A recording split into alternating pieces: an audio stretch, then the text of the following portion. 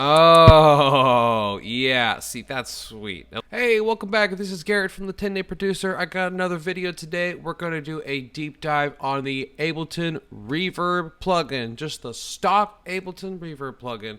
I use this plugin Do I use it? I think I use Reverb every single time I have ever used Ableton. Pretty much every time I've ever produced I've used some sort of reverb. Let's get right into it. Yo, hey! Alright, I got this loop that I found from the Counts website. And this is the same exact loop that I used for my delay video, right over here, wherever it is. Either way, this is the sample that I'm going to use for the reverb as well, just because I'm really familiar with it. So here's what the sample sounds like unaffected. Okay. I'm going to shift tab real quick just to check my drop audio. Just to check my device view right here. It's currently blank because there is no plugins in it. This is clip view. This is device view. I'm going to go ahead and Command F, which is going to take me to the browser up here. And now I'm going to type in reverb.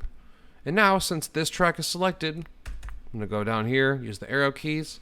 I'm going to enter on the reverb, not hybrid reverb, just reverb. And it's going to drop the plugin right here. Now, just to note, I'm using this on Ableton Live 11 Suite version something or other, but it's Live 11. Hybrid reverb and reverb are available now. I'd like to use reverb more than hybrid reverb. I haven't really understood it yet.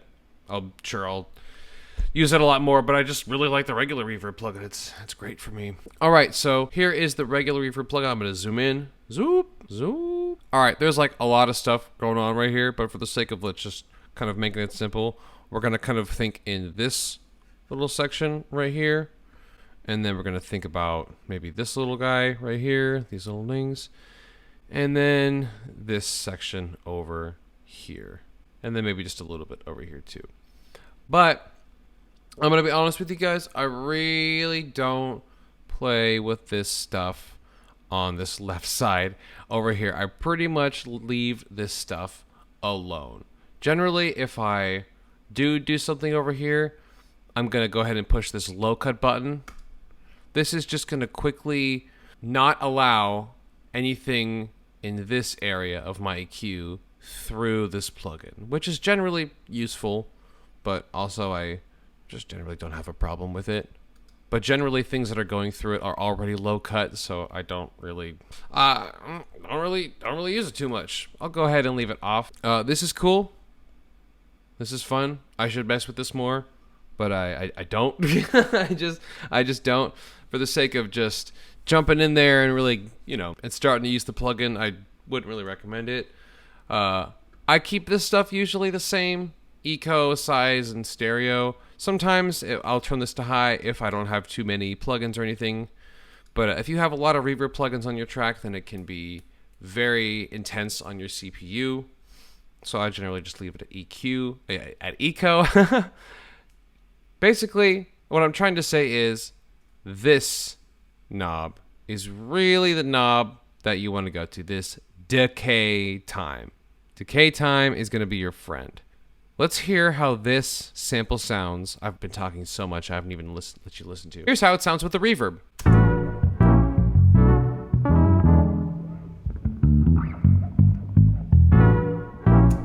Okay, so that's just the regular default reverb. All right, so here's what we're going to do. We're going to take this decay time, and we are going to just click it, and we're going to crank it up like a lot right now. We're going to be really dramatic. I'm going to take mine to 8.5 seconds. So what that means is this reverb signal, or tail as I'll call it, is going to last this amount of time, 8.57 seconds. Check it out. Now if I push spacebar, it's going to last for 8.5 seconds. And I want to direct your attention to just one other knob right here, dry wet. So this knob means that it was on 55%, that this plugin is working at 55% strength. You are hearing the wet signal, which is the reverb, at 55%. So of all the stuff that you're hearing, 55 of it is the reverb, and now 45, this remainder, is the dry signal. So if we have this on totally 0, then you're not going to hear the reverb at all. And then if you take this all the way up to 100%, you're going to hear only the reverb and not the dry signal at all. Because again, the dry signal is just the unaffected signal.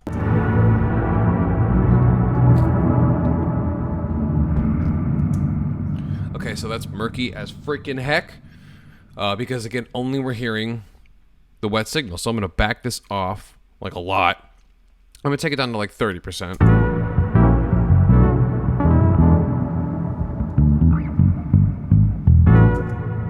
That's still pretty intense, so even despite backing it off. So I'm going to actually go ahead and back the decay time off a little bit. Check that out. All right, so that's really working out for us.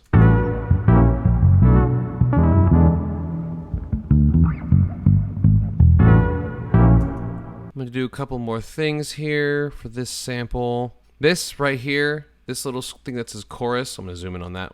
This is a quick little chorus effect that you could put over the reverb.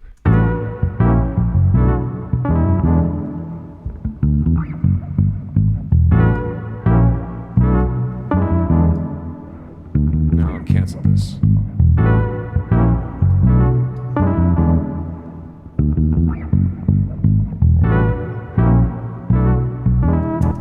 Gonna be honest with y'all, if this is like your first couple of experiences with Ableton, truly, decay time and dry wet are really the only ones that you really ought to manipulate. Those are really the ones that are going to give you the most bang for your buck.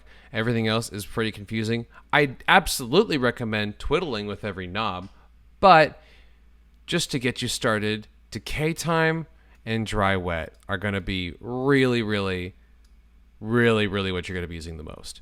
However, I'm not going to end this delay right now. I am actually going to take another sample and put that through reverb because I want to show you reverb is used so many ways. So I'm going to do something else. I'm going to delete this. I'm going to switch to my arrangement view. I'm going to push tab, boom. And now I'm going to go ahead and drop some sort of a percussion one shot into one of these tracks right here. So I'm going to open up my browser. My browser you can't see right now. So if I do Option Command B, it's going to open it back up. And I had that minimized because it takes up a lot of space. And I want to look at all my shit, right? So, hey. Oh, I said a swear. Can I say a swear? I don't want to say a swear. It takes up space. So I don't really want to use it right now. I really want to make room for just the arrangement. And that was, again, Option Command B. Option Command B. Pew, pew, pew, pew, pew. I'm going to go to my 10-day sample pack, which is free on our 10-day website. Just go ahead and go to 10dayproducer.com and go ahead and grab that there. I'm going to go into perks and textures. Bloop is just one of my favorite ever. I love this sample. I'm going to go ahead and drop it into audio right here. Maybe zoom in a little bit using the plus key. Now, it's grayed out because it's still playing from session view. So I'm going to go ahead and push this one right here, which is going to enable this track in arrangement view. Or if I go up here to orange, then it'll enable everything. But since there was only one thing in arrangement view, only one thing on this one track for the whole arrangement view. So here's our bloop. And that's got the reverb on it already. I'm going to deactivate the reverb, see how that sounds. Okay, now there's already a little bit of reverb on this sample already. That's fine. That's no problem. If I wanted to be really particular, which I kind of do right now, I would decay, or I would kind of kill it like that, and then maybe put a fade like that. Let's see how that sounds. Oh, that doesn't really sound too good. Well, what if I do that?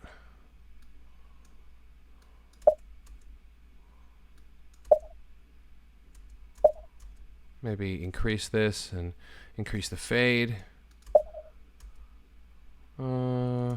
Decrease the fade a little bit. Move this up. Increase the time back. Ooh. Okay, that's pretty good actually. I undo that. That's something I did earlier. Okay, and now if I turn the reverb back on, that reverb that we're hearing is just our reverb. It's not the sample's reverb anymore. So this is actually pretty nice already. This is something that I would totally increase the decay time on.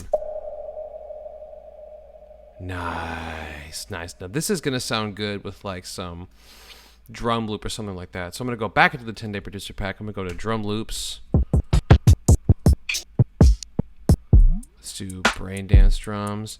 And what you're looking at over here might be totally different when you download it from the 10-day producer pack because things are constantly changing. Here we go. Let's just go ahead and load this into this empty track right here. And I'm gonna go ahead and put this bloop right here. So it's gonna activate at this time. I'm gonna drop us here. Oh, yeah. See, that's sweet. Now let's see how that sounds without it, just to check. I'm gonna click on our bloop. I'm gonna deactivate it by pushing 0 because I don't want to delete it. Oop. All right, activate it again. Deactivate.